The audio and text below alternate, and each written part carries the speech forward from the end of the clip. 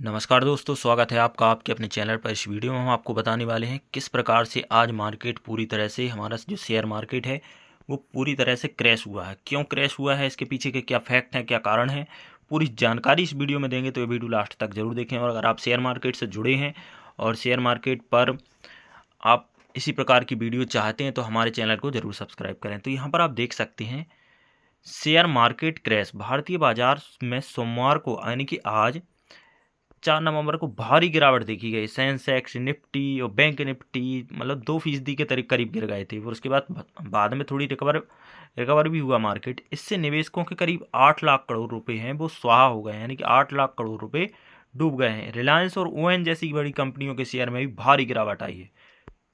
आइए और हम आपको आगे बताते हैं ये इसके जो प्रमुख 5 कारण हैं उस पर हम डिस्कशन कर रहे हैं। तो आप देख सकते हैं यहाँ पर शेयर मार्केट में भारी गिरावट आज हुई है। आज पूरा दिन गिरावट भरा रहा। इसका एक प्रमुख कारण यह भी बताया जा रहा है कि अमेरिका में 5 नवंबर को राष्ट्रपति चुनाव होने वाले हैं। इस वजह से भी जो मार्केट है वो क्रैश हो रहा है, ये उसका एक कारण है। तो शेयर बाजार में भारी गिरावट दीपावली की छुट्टी के बाद सोमवार को यानी कि आज भारी गिरावट हुई है। इसमें सेंसेक्स निफ्टी शुरुआत ही मतलब मार्केट जैसे ही खुला था तो 1.5% मार्केट सीधा गिर गया था। उसके बाद सभी सेक्टर गिरे हैं, सभी शेयर गिरे हैं। सबसे बड़ी बात वही है, अब यहाँ पे आपको पैनिक नहीं होना है।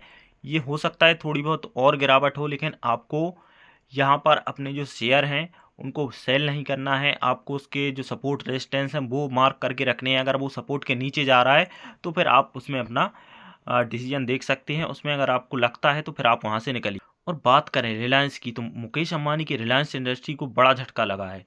यहाँ पर 4% तक गिर गया था और उसके बाद उसमें थोड़ी सी वो और इसका जो प्रमुख कारण है, जो अमेरिका के राष्ट्रपति हैं डोनाल्ड ट्रंप जी, और वहाँ की अभी वर्तमान में जो राष्ट्रपति हैं, तो ये इनके इलेक्शन हो रहे हैं। इस वजह से यहाँ पर आप देख सकते हैं जो मार्केट है वो गिर रही है, क्योंकि कल यहाँ पर वोटिंग होना है। तो यहाँ पर अमेरिका राष्ट्रपति चुनाव को लेकर अनिश्चितता है। अमेरिका में 5 नवंबर को राष्ट्रपति चुनाव होने वाला। इस बार कमला हैरिस और डोनाल्ड ट्रंप के बीच में कड़ी टक्कर देखी जा रही है। दोनों के आर्थिक और भू राजनीतिक नज़रिए से नीतियों में काफ़ी ज़्यादा फर्क है। तो इस वजह से भी मार्केट है वो मुख्य तो अमेरिका का चुनाव, और इसके साथ ही क्योंकि क्या होता है जो हमारे मार्केट हैं, दुनिया भर के मार्केट एक दूसरे से कनेक्टेड रहते हैं कहीं ना कहीं से। तो अमेरिका के फेडरल रिजर्व का ब्याज दरों पर भी फैसला यहाँ पर आना है, जिस वजह से भी मार्केट यहाँ पर डाउन हो रही है।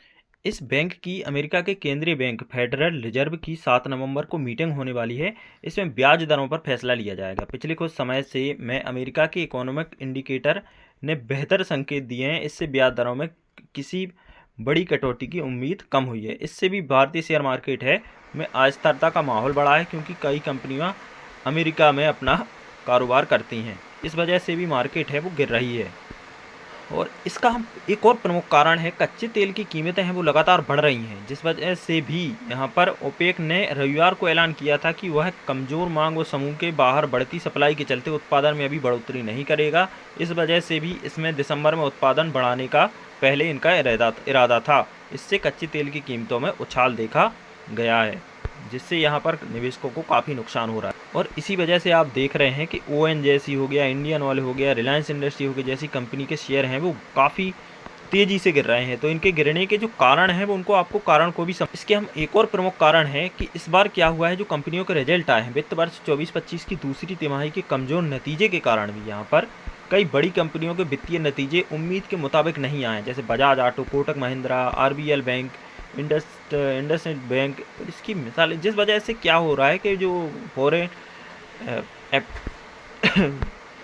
इन्वेस्टर हैं वो यहाँ पर बिकवाली कर रहे हैं, जिस वजह से जो मार्केट है वो क्रैश हो रही है। तो यहाँ पर जो फॉरेन इंस्टीट्यूशनल इन्वेस्टर हैं वो यहाँ पर भारतीय बाजार में लगातार बिकवाली कर रहे हैं। और अभी तक उन्होंने 1 लाख करोड़ के करीब 94,000 करोड़ रुपये उन्होंने निकाले हैं। करीब 11.2 अरब डॉलर की भारी निकासी की है।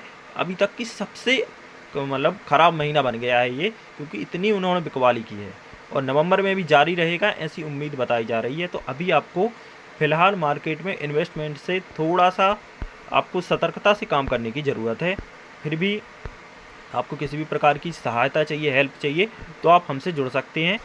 यहाँ पर हम एक अपने यहाँ पर टेलीग्राम का लिंक है टेलीग्राम चैनल का लिंक हम आपको यहाँ पर दे देंगे, तो वहाँ पर आप ज्वाइन हो सकते हैं और उस पर अगर आपको किसी भी प्रकार की कोई समस्या है तो आप वहाँ पर डिस्कस कर सकते हैं। आपकी समस्याएं जो भी होगी उनका हम वहाँ पर समाधान करने का प्रयास करेंगे और वहाँ पर हम एक प्राइवेट ग्रुप भी बनाएंगे। अगर आप शेयर मार्केट में इंटरेस्टेड हैं और इन्वेस्टमेंट करना चाहते हैं तो आपको इन्वेस्टमेंट से संबंधित कुछ चीज़ें आपको सिखाई जाएंगी और उसके लिए आपको कोई भी चार्जेस देने की ज़रूरत नहीं है। आपको फ्री ऑफ कॉस्ट यहाँ पर चीज़ें सिखाई जाएंगी और आपको उसमें आपको एंट्री से लेकर एग्जिट तक का पूरा आपको फार्मूला दिया जाएगा, आपको किस प्रकार से कैसे काम करना है एंट्री से लेकर एग्जिट तक। तो एंट्री आपको कैसे करना है, एग्जिट कहाँ करना है, कहाँ एसएल लगाने हैं, तो वो सारी चीज़ें हम वहाँ पर सिखाएंगे। तो आपको वहाँ पर ज़रूर जुड़ जाना है। हमारा एक एडवांस ग्रुप होगा, उसमें आपको इस प्रकार की चीज़ें हैं वो हम शेयर करेंगे, तो आप वहाँ पर ज़रूर जुड़ जाइए दोस्तों। वहाँ पर मैं आपको ऐसी लर्निंग देने वाला हूँ जो आपने इस YouTube के इतिहास में आज तक आपने नहीं देखी होगी। मैं आपको ऐसी चीज़ें वहाँ पर सिखाऊंगा जिससे आप इस मार्केट में लंबे रेस के घोड़े बन पाएंगे। लंबे रेस के घोड़े अगर आपको बनना है तो आपको यहाँ पर जो FNO है उससे तो स्टार्टिंग में दूर ही रहना है, FNO से। और इंट्राडे है, इंट्राडे आप करिए, लेकिन इंट्राडे को अभी आपको लर्निंग मोड में करना है। आपको यहाँ पर जल्दबाजी नहीं मचानी है, आपको यहाँ पर धीरे धीरे काम करना है। FNO आपको अभी बिल्कुल नहीं करना है। FNO बात की चीज़ है, सबसे बाद में जब आपको ऐसी सिचुएशन लगती है। आप FNO जो बनाया गया है वो एक्चुअली बनाया गया है आपका जो पोर्टफोलियो है उसको हैच करने के लिए।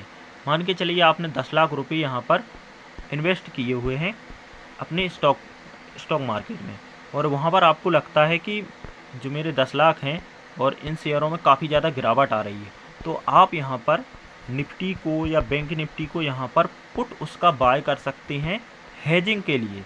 तो आप यहाँ पर मान के चलिए 1 लाख रुपये से आपने पुट बाय किया और वो हफ्ते 10 दिन के लिए इस प्रकार से आप बाय कर सकती हैं। तो अगर गिरता है तो आपका जो लॉस यहाँ होगा वो आपका यहाँ पर इस पुट में कवर हो जाएगा।